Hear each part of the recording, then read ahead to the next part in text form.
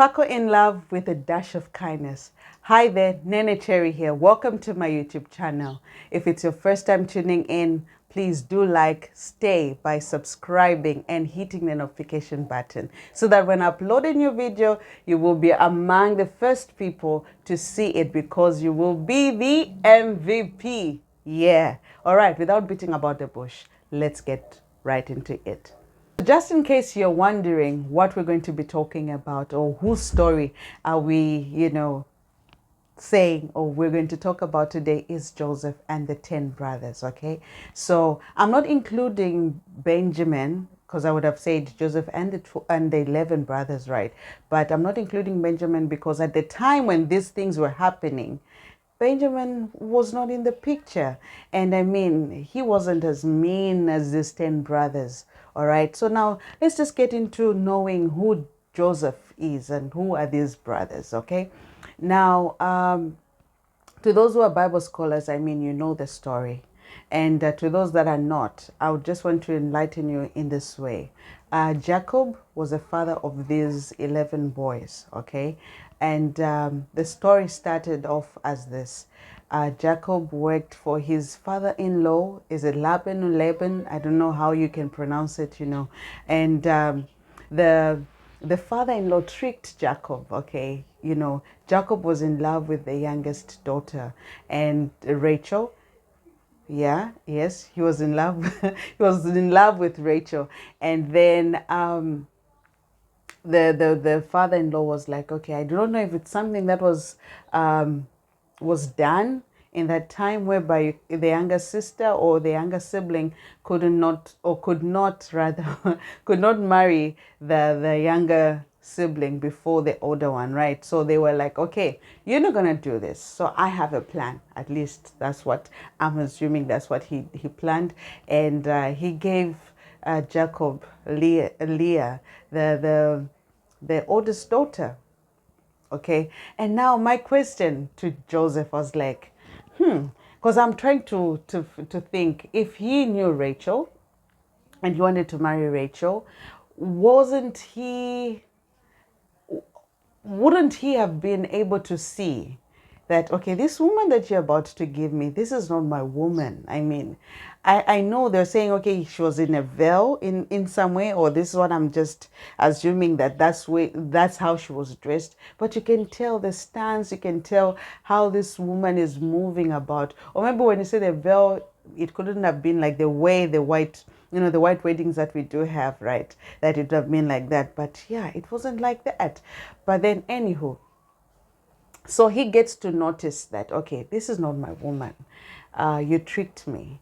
I wanted your younger daughter, but you gave me your oldest, And surely it means that even the deed was done. So, I mean, he could have said, okay, I'm done because I don't want to associate myself with your oldest daughter, and I want the younger one to give me. All right.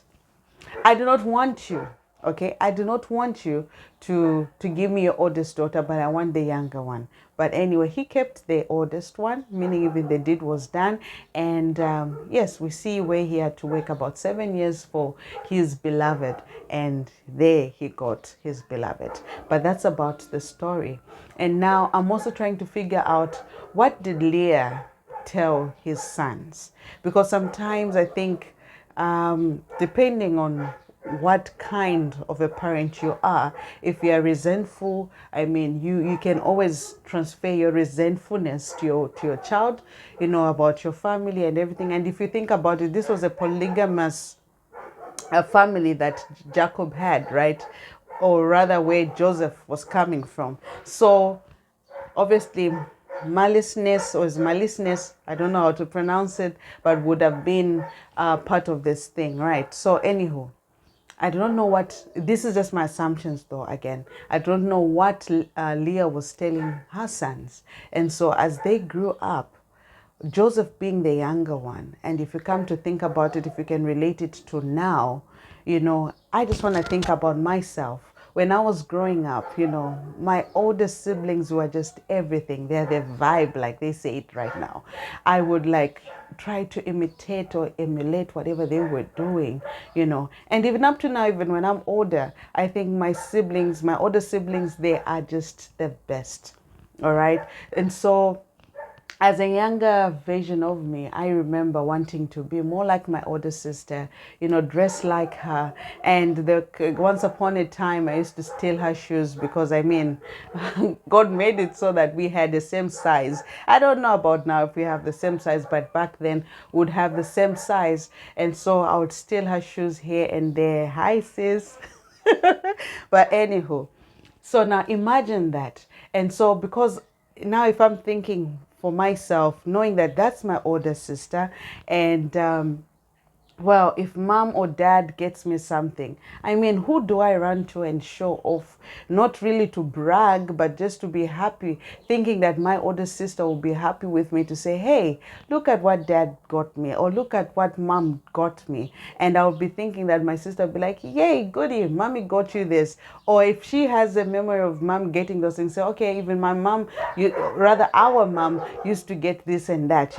Or if she couldn't, she would be just like, okay, I'm very happy for you, because already, even if it's not about even the things that your mother has bought for you or your father has bought for you, it's about seeing that your younger sibling is being loved.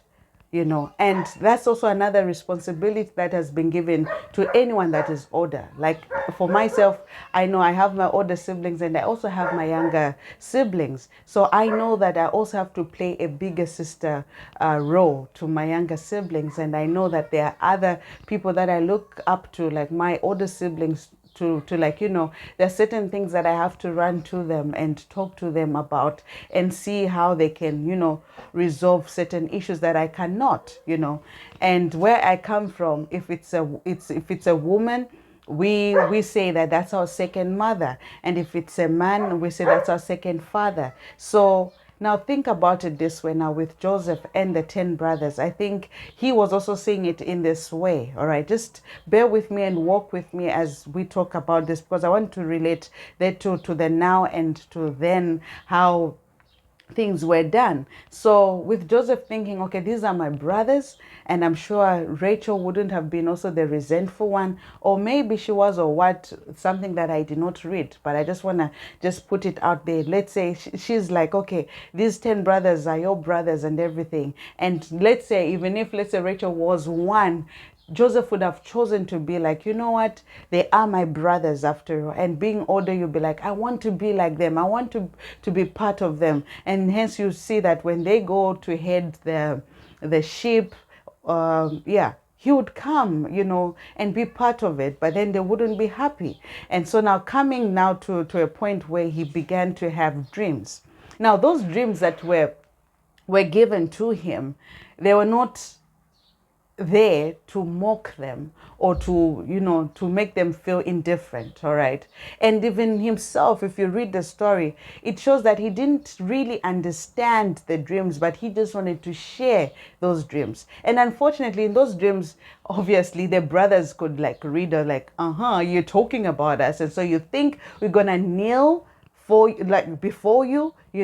So those are the things that were happening. But I don't think Joseph at that moment, he really got to know what the dreams were talking about. But the brothers clearly, they understood it, including the father, because we see where the father was trying to like make him to like, hush, hush. You don't really have to talk about that.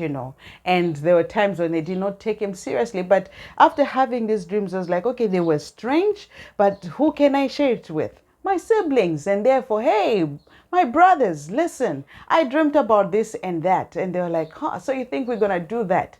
And their hatred grew. Now, when we say their hatred grew, it means that there was so much resentment even before. Now, look, the mind or the heart has has got a way of harboring things, okay? And let's say if they were taught negative things, so already, no matter how good Joseph would have tried to portray himself, everything about him would have been wrong in their sight because they had already created a certain picture in their mind.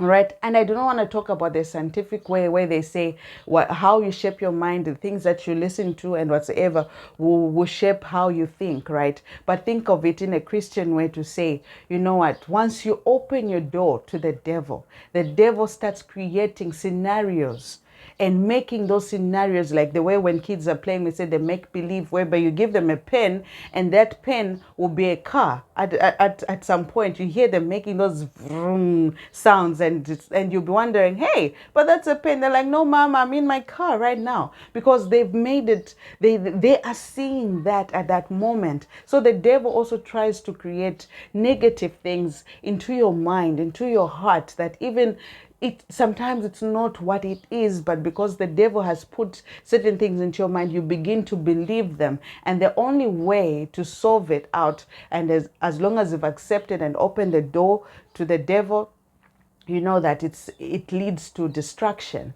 But when you begin to try and see the good in other people, you'll be able to see that, oh, okay, I mean, yes, she could have said this, but maybe she's coming from a point where she's hurt. And I know sometimes it's not right. And let me not even say it sometimes. It is not right to hate other people. But other people are just hurt, and other people are just mean, if we may put it this way. But you, who is a child of God, you're able to know what is good and what is wrong. And I think it's in the Bible, if I'm not mistaken. I stand to be corrected because I'm not so sure about it, where you're like, you're not supposed to pay evil for evil, right? So, so when all these things were happening, let's say if they're now putting it to now, when somebody comes and they say maybe a negative comment, and you know this is something that you're struggling with. I remember I was having this discussion with the group of ladies, without mentioning whatever was happening. Somebody brought up an interesting topic to say, you know what, when we're talking as women, right? They're saying, you know what, there are times whereby somebody will come to you. I'll just give you an example. Just because you have maybe a daughter, or maybe you don't even have a daughter, just that time when you got married, and now people will be like, okay, so when are you going to have a child, you know? And those are negative things. Even sometimes it feels like it's a natural thing to say because people just got married. And I mean, it looks like once you get married, then you need to have a child, you know. And sometimes after you have a first child, they'll be like, okay, when is another one coming? And if it's a girl, they'll be telling you, when is a boy going to come? And if it's a boy, they'll be telling you, okay, but we need a girl in the family. Those things are kind of negative. And especially if somebody is really struggling in those areas, when you do that, you hurt them. And let me say, even if they're not even struggling, it is not right. I wouldn't say mind your business, but I would want you to say, be sensitive about certain things, because everyone is going through something. And sometimes, I remember saying this in one of the videos, I was saying, sometimes people, when they see you, they see Jesus in you. And when you become negative and everything, you are actually portraying God to be like a different kind of God. You know, the way I know God now, even after reading his word, and spending time, I would say yes, I now know him through that, but more so with the people around me, the way they act, the way they do, the way they act, the way they do things, the way they say things. It's what makes me say, oh, really, there is a God, because it is hard to love a God that we haven't seen before. And even in the Bible itself, there's no way you can love God and yet you hate your own brother that you can see. So now, it's something that we need to think about. But now, going back to Joseph's story, so I would want to assume that these brothers, they had these negative thoughts, and they were resentful to Joseph, with not thinking of what he would have done. I'm just thinking maybe even the mother, without knowing how the whole story of, maybe those who have studied deeper into this might really understand, but I'm just trying to give an explanation, you know. So, okay, maybe the mother would have talked to the brothers and say, you know what, he is not your brother. Maybe they will even say he's your step brother. And because maybe the mother knows that, okay, she was not loved and she was just like forced to be married to this man who loves who happens to love the younger sister. So she was like, okay, if that's the case, so I want my sons to be against her children, you know. So it could have been that, or maybe just that they were just like that and the devil entered them, right? But either way, be it my scenario was right, be it that it is what it is, at the end of the day, it was wrong. But then we see that now they ended up selling Joseph. But now before they sold Joseph, there were other plans that they wanted to do. And now looking at the older siblings, like I was saying, when you are young, you look up to your older siblings. And an older sibling is supposed to protect you at no cost at any time, you know. At all costs, not at no cost, sorry. At any time, they are supposed to protect you. But then we see that Reuben, being the older brother, he was supposed to stand up and say, hey, you're not supposed to do this. And in the Bible also, it shows that he wasn't really part, or rather he was not really taking part of what these other 9 were doing, but he was a coward in a sense that he was unable to stand up for his own brother, you know. So even when he suggested, like, okay, let's just throw him in this well, and yeah, we'll leave him there and rot there. But his plan was like, okay, when he comes back, he's gonna take him out and do all sorts of things. But then at the end of the day, the other 9, as they remained behind, they ended up selling him, you know. So now, I'm not going to go into how now he went, or maybe let's talk about it. Now they sell him, and then we see, and clearly God was working in his favor. And talking about favor, guys, no matter how much you try to dim the light of whom has been given that light, it will not work. Okay, so Joseph, from the beginning, even when he did not understand this blessing, when God was showing him to say, hey, one day you're gonna be great, and all these people that are around you, they're gonna kneel down before you. When he did not get it, they got it to an extent, but because of their ego, all right, and their resentment, blinded them to see the greater good of Joseph. I don't know if you understand that. But now, so they thought, okay, he thinks is good, or he thinks is better than us. Well, we'll show him. We'll show him how we are better. We'll show him how, you know, how we can do this, you know.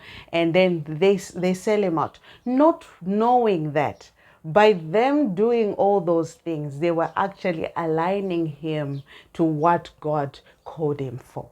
So what I was trying to tell you guys is that no matter how much you try to step down, you pull somebody down, if God has said this person will be there, that person will always be there, no matter how much you try to swerve them in different directions. So sometimes you just have to give up. And the other thing is that you need to have a heart of gratitude. Gratitude is everything as a child of God. I remember something that my grandparents taught me was that even when they get something for another person, right, they'll tell you, you need to be happy that I got this thing for another person. Why? Because of gratitude.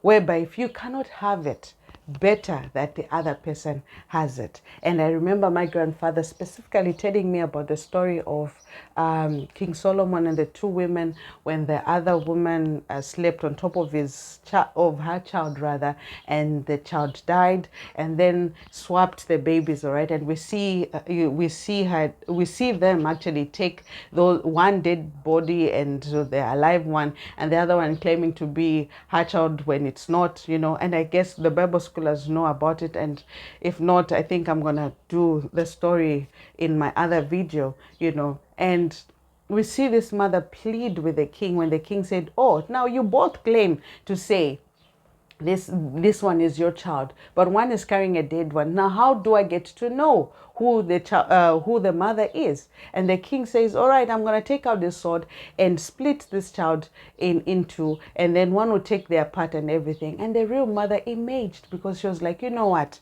i would rather I would rather my child live with this one, like, okay, no, later keep the child. And the king instantly knew that, that's the mother. So that kind of a heart whereby you cannot be getting anything, but you're just happy. So even when your friend comes to you and say, hey, I've got a promotion, and you've been trying to get one, maybe in the same company or maybe in different places, but you're not getting it, be happy for that friend. And for a heart that is like that, more blessings come to that person. And that's the lesson that I learned from my grandparents. And it's something that I also want to bring it to you. So now moving along, that's something that we were supposed to look at. Even when we look at Joseph, these people were like, okay, how does my father buy, rather, maybe they did not buy, or he saw, I don't know, whatever he did with the jacket, that he gives Joseph a jacket, and Joseph comes, oh, hey brothers, look at my colorful jacket, my dad gave it to me. Maybe he was bragging, I do not know. But at the end of the day, you'll be like, if now I'm thinking of the now, I'll be like, okay, once upon a time, I was a child. Yes, maybe dad did not make a colorful coat like that before, but he fended. Is that a word?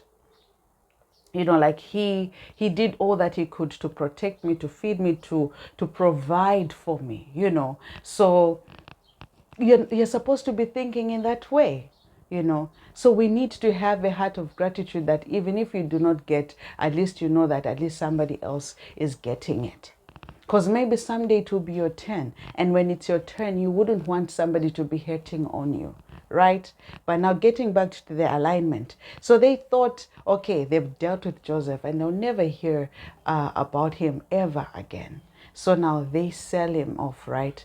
Not knowing that whatever they were doing, it was something that, rather, they were leading him to what God wanted him, where God wanted him to be.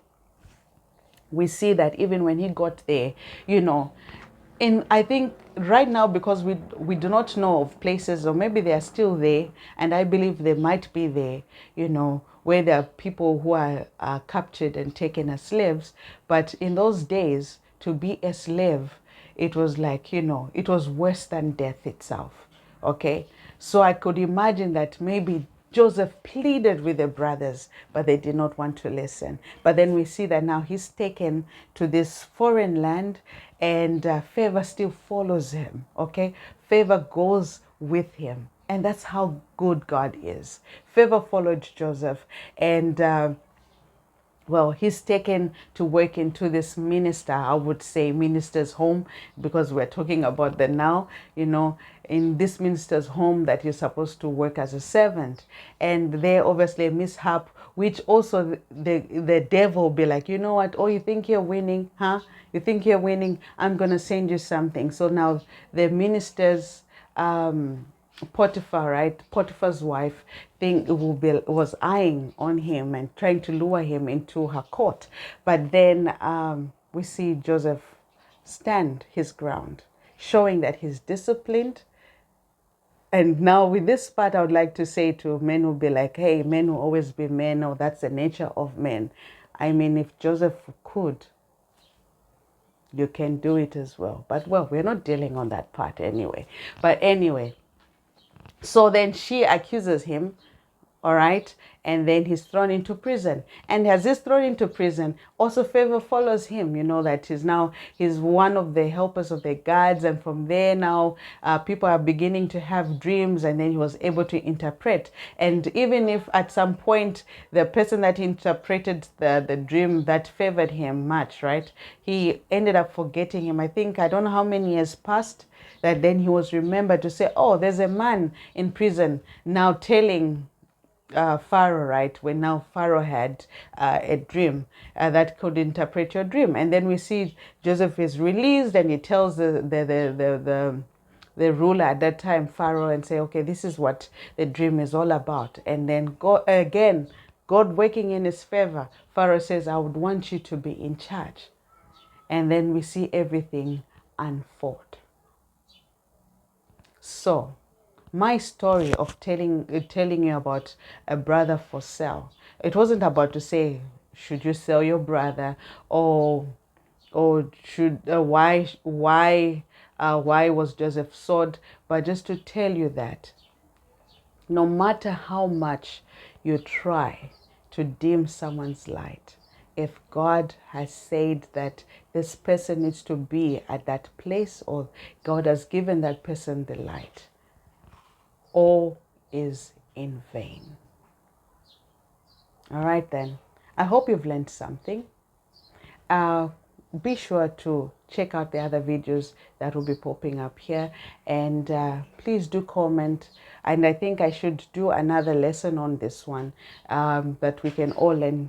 All right, and yeah, do like, subscribe, hit the notification button so that when I make or upload a new video, you'll be among the first people to see it, because you'll be part of the MVP. All right, sparkle in love with a dash of kindness. Bye-bye.